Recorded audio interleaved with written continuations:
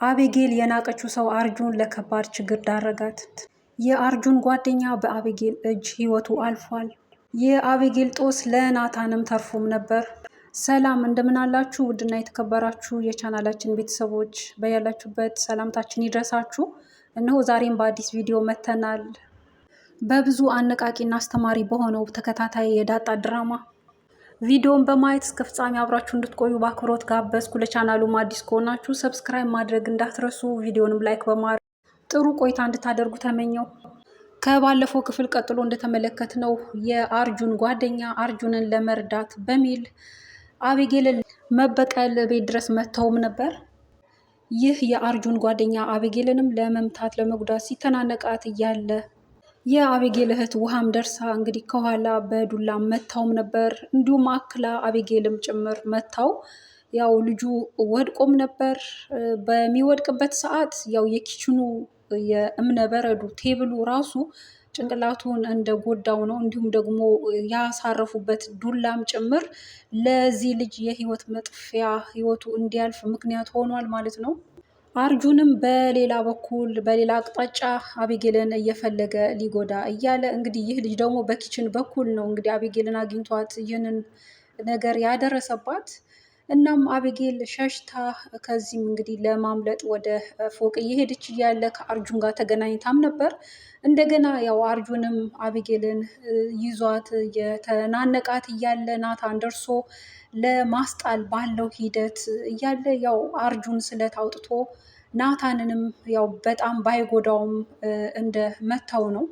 እንግዲህ ለዚህ ሁሉ ጦስ ምክንያት አቤጌል ናት። በመጀመሪያ አቤጌል ሰውን መናቋ፣ አርጁንን መናቅ ብቻም አይደለም እንግዲህ በጣም ሞራሉን የሚነካ ንግግር ነው ብዙ ጊዜ የምትናገረው። የወንድነቱን ክብር ሞራሉን በአጠቃላይ የሚፈታተን ነገር ነው የምትናገረው። በጣም መጥፎ የሆነ ቃል። እንደውም አርጁን ሆኖ ታገሳት፣ ቻላት እና እስከዛሬ ቆየ እንጂ ሌላ ሰው ቢሆን ለህይወቷ ለራሷ ህይወት መጥፊያ ምክንያት የሚሆን ነው ከአንደበቷ የሚወጣው ንግግር ምላሷ ማለት ነው። እናም አርጁን እንግዲህ ይህንን ምላሷን ችሎ ታግሶ ጽዋው ሲሞላ ትዕግስቱ ሲያልቅ እንግዲህ አብሮት ለሚውለው ለጓደኛው ይህንን ነገር በማማከር እንጎዳታለን በሚል እቤት ድረስ ያው ደፍረው ገብተዋል። ከገቡም በኋላ እንግዲህ ያሰቡትን ለማከናወን ማለትም ያው አቤጌልን ለመጉዳት ነው አንድና አንድ የገቡት። ነገር ግን ባልጠበቀው ምክንያት የአርጁን ጓደኛ ራሱ ተጎድቶ ህይወቱ እንዳለፈ ነው የተመለከት ነው።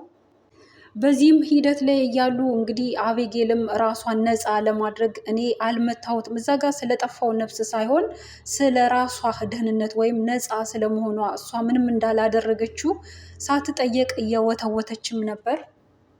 ናታንም ያው ራሱ የተጎዳውን ጉዳቱን እንደምንም ጨክኖ ይዞ ያው የተጎዳበትንም ፓርት በአንድ ነገር ደግሞ እንዳይፈስ አያይዞ ከዛ ወደዚህ ወደ ተጎዳው ልጅ በመምጣት ምን ማድረግ እንዳለባቸውም ለፖሊስም መደወል አለብን እያለም ነበር። አቤጌል ግን በጭራሽ ለፖሊስ እንዳደውል ለእናቴ ለአባቴ ወይ ለዘመድ አዝማድ ደውል እያለች እየተርበተበተች ነበር። ምክንያቱም የዚህ ሰው ህይወት መጥፋት የዚህ ሰው መጎዳት ተጠያቂዋ አንድና አንድ እሷ ስለሆነች፣ ሲቀጥል ደግሞ እኔ አይደለውም እያለችም እዛም ስትለፈልፍ ነበር። ማንም ሳይጠይቃት እኔ አልጎዳውትም እያለች ስትለፈልፍም ነበር።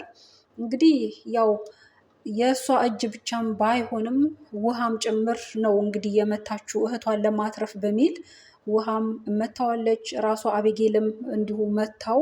የዛ የዱላ እና እንደገናም ደግሞ ሲወድቅ የመታው ድንጋይም ጭምር አንድ ላይ እንግዲህ እንደጎዳውና ህይወቱ እንዳለፈ ነው የምንገምተው። ምክንያቱም ናታን ሲነካው ሲዳብሰው ትንፋሽ እንደሌለው ነው። በዚህ ሂደት አቤጌልና ናታን እየተጨነቁ እያሉ በዛው በኪችን ልጁ በወደቀበት ሆነው እንግዲህ አቶ ደረጀና ወይዘሮ ማርቲ አገር ሰላም ነው ብለው ወደ ቤት ሲገቡ ድምፅ እየሰሙም ነበርና ወደ ሰሙት ድምፅ ሲያቀኑ የሆነውን ነገር እንግዲህ በጣም ተደናግጠው ሊቀበሉት የማይችሉት ነገር ነው የተፈጠረው። ምንድን ነውም ሲሉ እየጠየቁም ነበር። እንግዲህ ያው የሆነውንም ነገር ናታን ቀጥታም ባይነግራቸው እንዲረጋጉ እያደረገም ነበር። እናም አቶ ደረጀ ተጠግቶ የወደቀውን ልጅ ለመንካት ሲል ናታንም ያው አሻራ የሚባል ነገር ስላለ እንዳትነካ ብሎ ለአቶ ደረጀ መጠንቀቁ ነው። እንግዲህ አቶ ደረጀ ግን በቤቱ የሰው ሕይወት ጠፍቶ ሰው ወድቆ እንዴት ነው ማልነካው በሚል እንግዲህ ተያይዘው ናታንና አቶ ደረጀ ልጁን ይዘው ወደ ሆስፒታል ይዘው እንደሄዱ ነው። አቶ ደረጀ እጅግ በጣም ተጨንቋል፣ በጣምም አዝኗል። ምክንያቱም በጭራሽ ያልጠበቀው ነገር ነው የሆነ ያለው። ያውም ደግሞ እየመከራት እየገሰጻት እየቆነጠጣትም በማትሰማው በአቤጌል ምክንያት ይህ ነገር በመሆኑ እጅግ በጣምም ተደናግጦም ነበር። ያለበት ነገር እንግዲህ ሳያንስ ሌላም ተጨመረብኝ በሚል እጅግ በጣም አዝኖም ምንድን ነው ማድረግ ያለብን እያሉም ወደ ሆስፒታል አቅንተውም ነበር። እንዲሁም ወይዘሮ ማርቲ በቤት ውስጥም ሆና እጅግ እያዘነች እያለቀሰችም እንግዲህ በቀጣይ ምን ሊሆን ይችላል እያለችም እና የከፋም ነገር እንዳይሆን እየተማጸነችም ነበር ፈጣሪን። ምክንያቱም 2 ልጆች ነው ያሏት እንደ እናት ጡት። እንግዲህ በዚህ ምክንያት ያው እንደተመለከትነው ውሃም ይህንን ልጅ አይኑን ጭምር ነካክታለች። ሞቶ ነው ወይ ያውን በኔ እጅ ሞተ እንዴ እያለች ማንም በሌለበት ሰዓት አይኑንም ስትነካካ ነበር።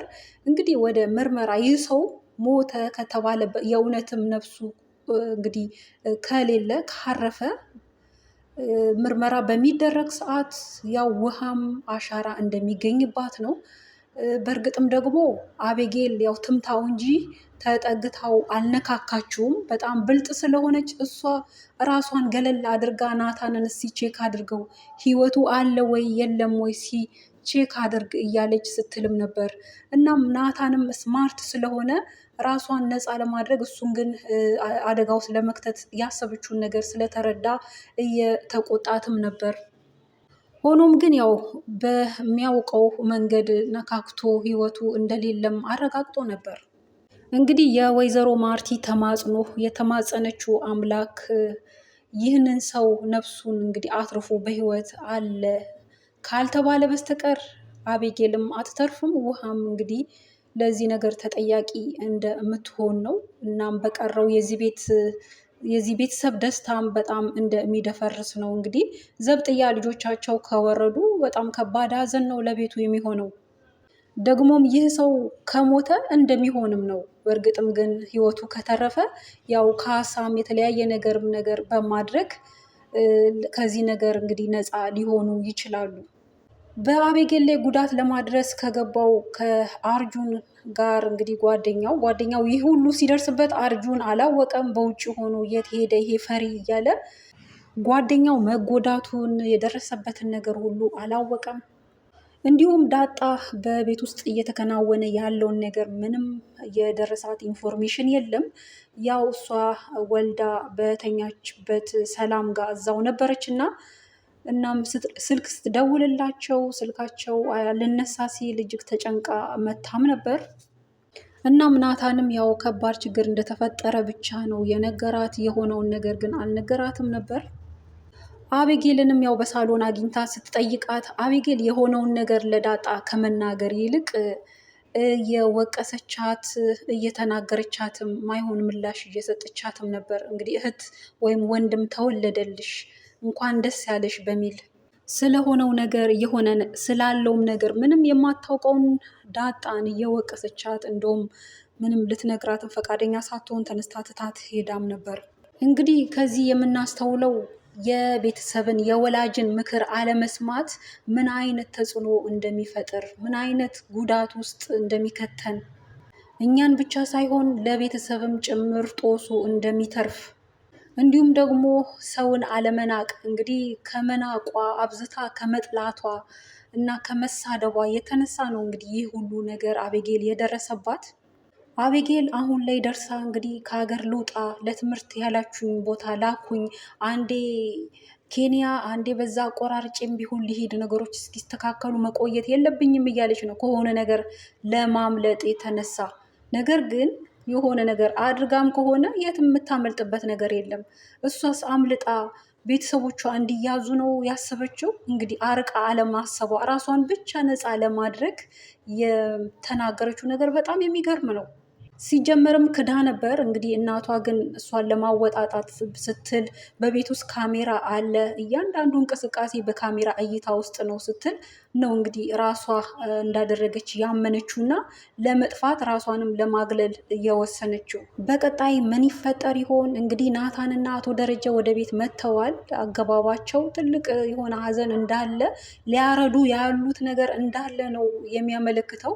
በአጠቃላይ እንግዲህ በቀጣይ ክፍል ቀጣይን የምናጋራችሁ ነው የሚሆነው። የእናንተን ሀሳብ አስተያየት በዚህ ቪዲዮ ላይ ያላችሁን አስቀምጡልን እያልኩ በዚሁ ተሰናበትኩ። ቪዲዮን እስካሁን በማየት አብራችሁ ስለቆያችሁ ከልብ አመሰግናለሁ።